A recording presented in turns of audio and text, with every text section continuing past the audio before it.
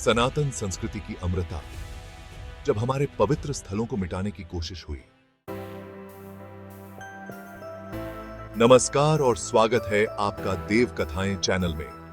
आज हम एक ऐसी यात्रा पर चलेंगे जो हमारी सनातन संस्कृति, हमारे पवित्र स्थानों और हमारे इतिहास के बारे में है। सदियों से भारत पर कई आक्रमण हुए, हमारे मंदिर तोड़े गए, हमारी पुस्तकों को जलाया गया और हमारे ज्ञान को खत्म करने की कोशिशें हुई। लेकिन क्या ये सब हमारी आस्था को मिटा पाए? नहीं। आइए जानें कैसे हमारे पवित्र स्थलों ने हर बार नष्ट होकर फिर से अपनी पहचान बनाई और कैसे हमारी संस्कृति आज भी उतनी ही मजबूत है।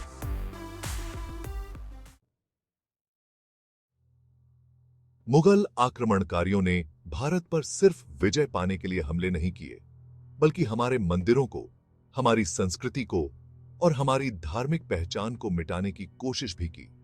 उदाहरण के लिए काशी विश्वनाथ मंदिर, एक ऐसा मंदिर जहां हर दिन हजारों लोग गंगा के किनारे पूजा करने आते थे। इस मंदिर को औरंगजेब ने ध्वस्त कर दिया था और उसी स्थान पर ज्ञानवापी मस्जिद का निर्माण किया। इसी तरह मथुरा के केशव देव मंदिर को भी तोड़कर वहां ईदगाह का निर्माण किया गया। ये केवल इमारतें नहीं थीं, ये हमारी आस्था, हमारी परंपरा का हिस्सा थीं।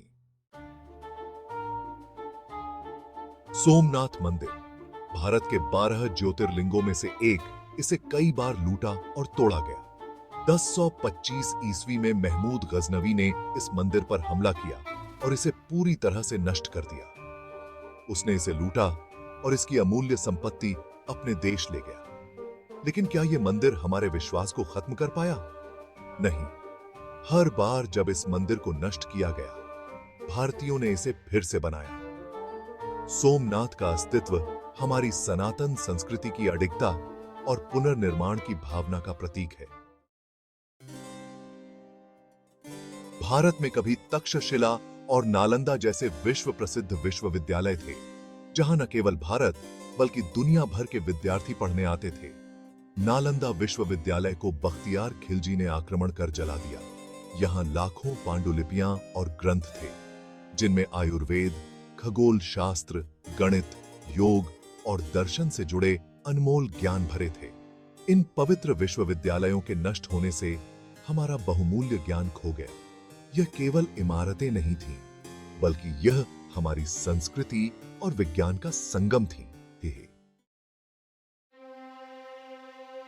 हम्पी, दक्षिण भारत का वह शहर जहां कभी विजयनगर साम्राज्य की राजधानी थी, इसे सोने का शहर कहा जाता था। यह एक ऐसा स्थान था जहां कला, संगीत और वास्तुकला का अद्भुत मेल था। हम्पी के मंदिर, महल और स्तंभ अद्वितीय वास्तुकला का प्रमाण थे। लेकिन इस शहर को मुस्लिम आक्रमणकारियों ने लूट कर नष्ट कर दिया। हम्पी का पतन हमारे सांस्कृतिक खजाने का विनाश था, लेकिन इसके खंडहर आज भी हमारी संस्कृति की महानता का प्रमाण है।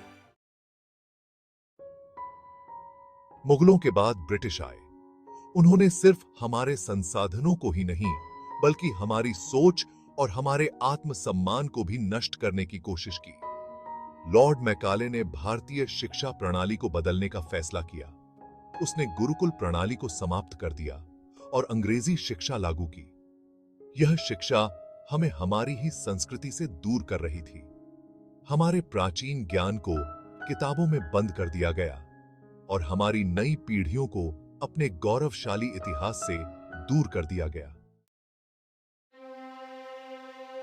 राजस्थान का चित्तौड़गढ़ किला, जहां की मिट्टी में बलिदान और शौर्य की कहानियां छुपी हैं। यहां रानी पद्मिनी और अन्य वीरांगनाओं ने अपनी आस्था और स्वाभिमान की रक्षा के लिए जौहर किया। जब आक्रमणकारी किले को जीतने के करीब होते थे, तो किले के भीतर की स्त्रियां अपनी आस्था की रक्षा के लिए खुद को आग में समर्पित कर देती थीं। चित्तौड़ का किला हमें याद दिलाता है कि हमारी संस्कृति में स्वाभिमान के लिए अपने प्राणों का बलिदान करना भी एक धर्म था। इतने संघर्षों के बाद भी हमारी संस्कृति को समाप्त नहीं किया जा सका। काशी विश्वनाथ कॉरिडोर और अयोध्या में राम मंदिर का पुनर्निर्माण हमारी संस्कृति के पुनरुत्थान का प्रतीक है।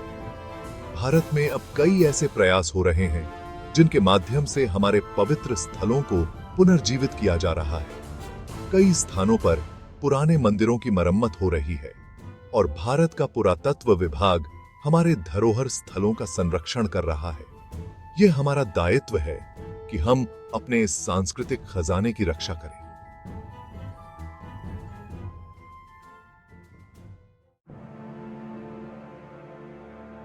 हमारे पवित्र स्थल केवल मंदिर नहीं है, यह हमारी आत्मा, हमारे विश्वास और हमारे इतिहास का हिस्सा है। चाहे कितने भी आक्रमण हुए हों, चाहे कितनी भी धरोहरें हमसे छीन ली गई हों, हमारी सनातन संस्कृति हमेशा अडिग रही है। हम सनातन धर्मी हैं और हमारी आस्था कभी नष्ट नहीं हो सकती। आज भी हमारा अस्तित्व हमारी महानता का प्रमाण है। देव कथाएं के इस सफर में हमारे साथ जुड़े रहने के लिए धन्यवाद। अगर आपको यह वीडियो पसंद आया हो तो चैनल को सब्सक्राइब करें और जुड़े रहें। जय सनातन।